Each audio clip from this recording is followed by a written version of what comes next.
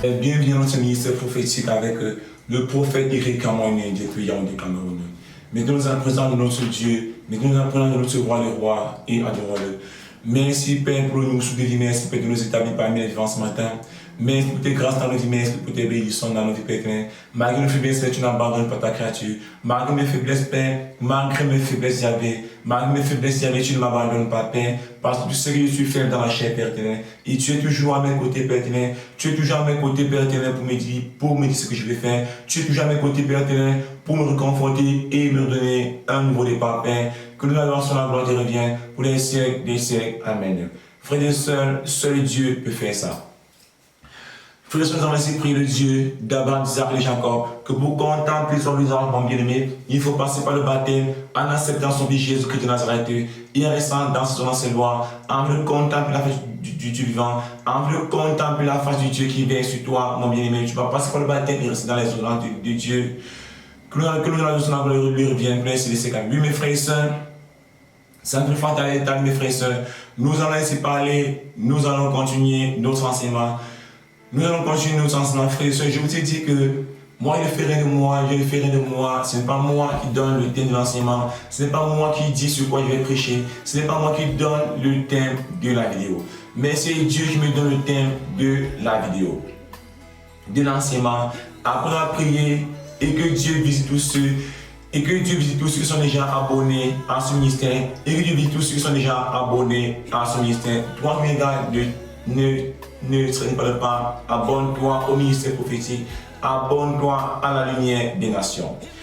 Frères et sœurs, le thème de cet enseignement, après la prière, Dieu me dit, Dieu m'a parlé du manteau prophétique. Dieu m'a parlé du manteau prophétique. Comme on dit que, après la prière, dans le songe, Dieu m'a parlé du manteau prophétique et Dieu m'a fait voir le manteau prophétique. J'ai un manteau prophétique. Frères et sœurs, comme on dit que, toi qui me regardes, tu as besoin d'un prophète. Je dis que tu as besoin d'un prophète. Toi qui me regardes, tu as besoin d'un prophète. Parce que le prophète est là pour orienter le peuple de Dieu. Le prophète est là pour conduire le peuple de Dieu. Le prophète, son rôle, c'est de conduire le peuple de Dieu. Le prophète, le rôle du prophète, c'est d'évangéliser. Le rôle du prophète, c'est de voir, c'est de voir ce qui ne va pas dans la vie du chrétien, de la part de Dieu, et parler à la brebis et réconforter la brebis et diriger la brebis sur les voies de l'Éternel. C'est le rôle du prophète. Toute personne qui n'est pas sous l'abri d'un prophète est égarée. Toute personne qui n'a pas un prophète devant lui est égarée. Prenons les saintes écritures. Oui, Père éternel, je bénis ton nom, Père, pour tes saintes écritures, Père. Merci, Père, de nous établir la loi. Merci, Père, de nous établir les saintes écritures, Père éternel. Par tes paroles, Père, nous sommes purifiés. Par tes paroles, Père, nous sommes sanctifiés. Par tes paroles, Père, nous avons la solution à nos problèmes, Père. Par tes paroles, Père, nous sommes visités, nous sommes enseignés par ton esprit, Père. Que nous adorons la gloire te revienne pour les siècles des siècles. Amen. Frères et sœurs, sans toutefois t'aller prêter vos Bibles prophétiques, nous sommes dans le livre de Exode 32, 1 à 6, qui nous dit ceci.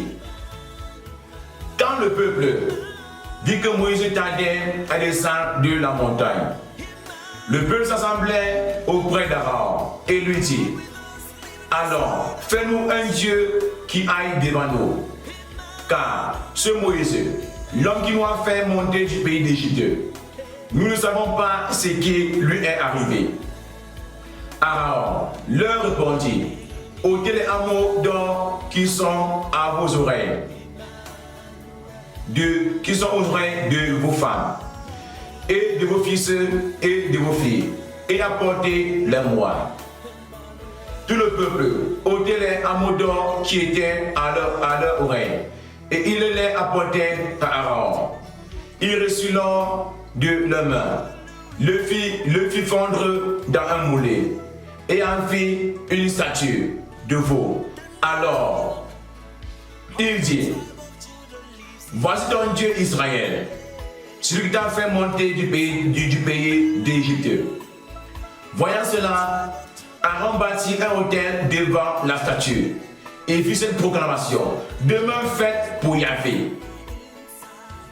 Le lendemain, il se levait de bon matin. Il offrit des holocaustes et apportait des sacrifices de communion. Le peuple s'assit pour manger et pour boire. Puis il se levait pour se divertir. Il avait dit alors à Moïse: monte, descends, quand on veut que tu as fait monter le pays d'Égypte, c'est perverti. La Bible nous dit que le Seigneur nous dit que le peuple, le Seigneur nous dit que Moïse le prophète, Moïse le secrétaire de Dieu, Moïse qui encadrait le peuple, Moïse qui encadrait les brebis, est parti s'entretenir avec Dieu, est parti s'enseigner avec Dieu sur la montagne, est parti s'enseigner par Dieu sur la montagne. Et quand le peuple ne voyait plus Moïse, et comme le peuple ne voyait plus le prophète, et comme le peuple ne voyait plus le prophète, il n'y avait donc personne pour encadrer le peuple. Il n'y avait donc personne pour enseigner le peuple. Il n'y avait donc personne pour parler de la part de Dieu au peuple. Et le peuple a vu que comme il n'est pas là, ils se sont pervertis. Ils sont retournés à la tradition. Ils sont retournés dans les sacrifices. Ils sont retournés dans des statues. Comprenons-tu que tous ceux qui font la tradition, tous ceux qui disent les marabouts, tous ceux qui ont des écorces, tous ceux qui courent derrière les puissants du monde, vous avez besoin d'un prophète. Vous avez besoin d'être enseigné par un prophète. Quel est l'enseignement que Dieu m'a d'aller enseigner à son peuple? Frères et sœurs, et quand nous allons dans le livre de... Et quand nous allons dans la deuxième lecture, allons dans le livre de 1 Roi 19 à 21, qui nous dit ceci. Il partit de là et il trouva Élisée, fils de Shéphan, tandis qu'il labourait 12 arbres. Lui-même était au 12e. Élie passa près de lui et jeta sur lui son manteau. Élisée abandonna ses bœufs, courut derrière Élie et dit: laissez-moi embrasser mon père et ma mère, puis j'irai à ta suite. Élie lui répondit: va, retourne. Que t'ai-je donc fait? Élisée le quitta, prit la paire de bœuf et l'immola. Il se servit du harnais des bœufs pour les faire cuire et donna à ses gens. Il mangeait puis il se levait et suivit Élie. La Bible nous dit que le Seigneur, le roi des rois, notre bouclier, notre Dieu, le Père de notre Seigneur Jésus, nous dit que après que Élie le prophète a amené Élisée sur la voie du chemin, après que Élie le prophète a enseigné Élisée et a donné son manteau à Élisée. Élisée était devenu un serviteur de Dieu. Élisée maintenant était devenu un serviteur de Dieu grâce à Élie. Et Élisée dit à Élie: laisse-moi partir enlever les crânes. Laisse-moi aller faire la tradition. Laisse-moi aller faire la tradition. Et Élie lui dit: mon ami, rappelle-toi de ce que j'ai fait. Rappelle-toi du combat que j'ai mené pour toi. Rappelle-toi de ce que j'ai fait pour toi. Et Élisée n'alla plus faire la tradition. Et Élisée immola tous ses pains de bœuf pour donner à manger au peuple. Or, il parlait de faire la tradition.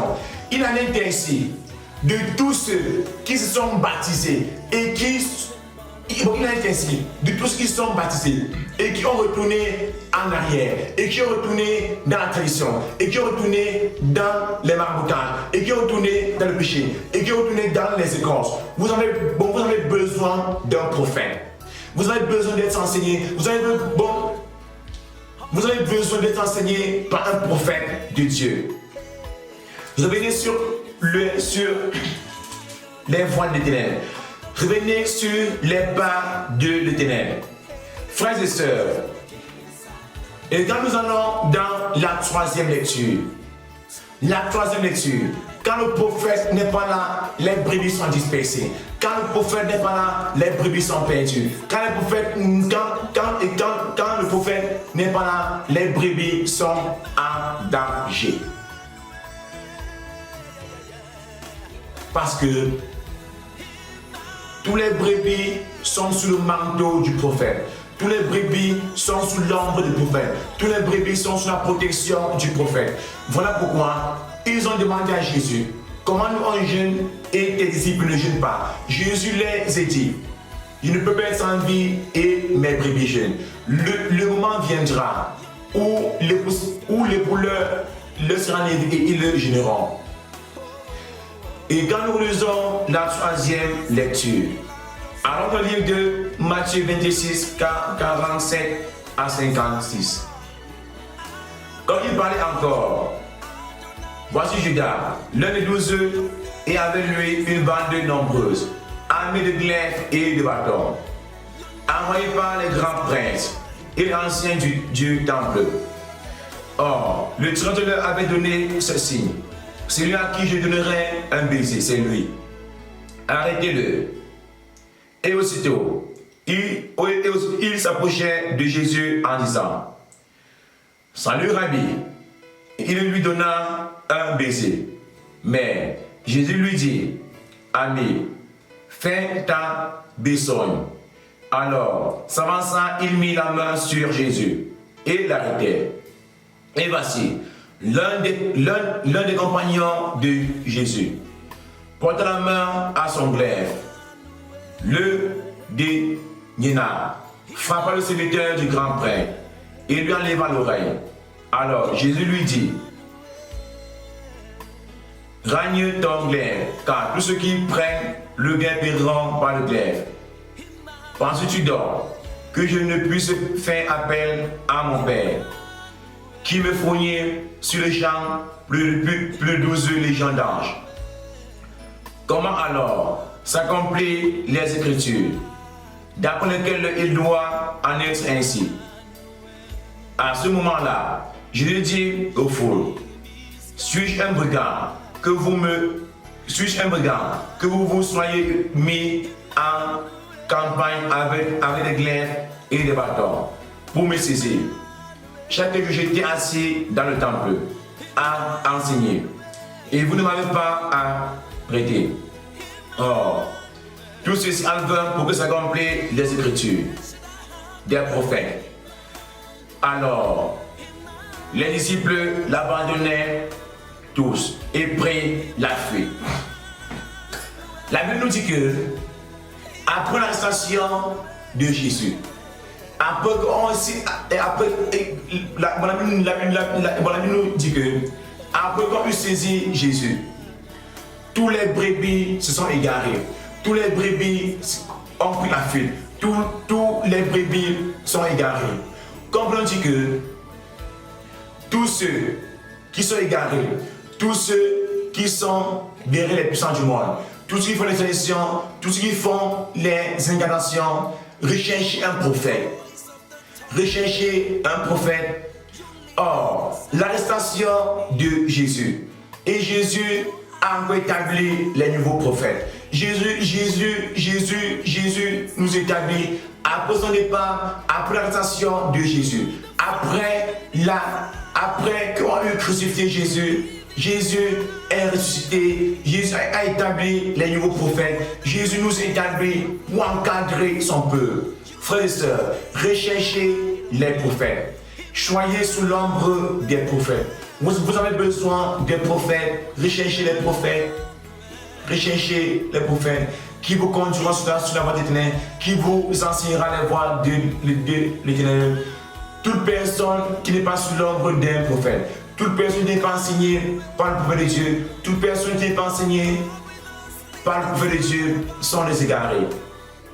Quittez la tradition, quittez les incantations, quittez les fétiches, quittez les marboutages, quittez le péché, revenez sous l'ombre d'un prophète qui vous enseignera les voies de Dieu.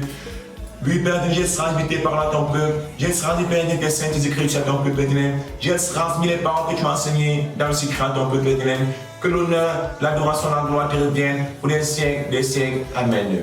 Frères et sœurs, c'est votre prophète Éric Amone Yamone Cameroun. Le thème de cet enseignement, c'est tu as besoin d'un prophète. Tu as besoin d'être enseigné par un prophète. De faire le monde et rentrer sous l'ombre d'un prophète. Frère, abonne-toi, là, la laisse un commentaire. Ciao, bye bye et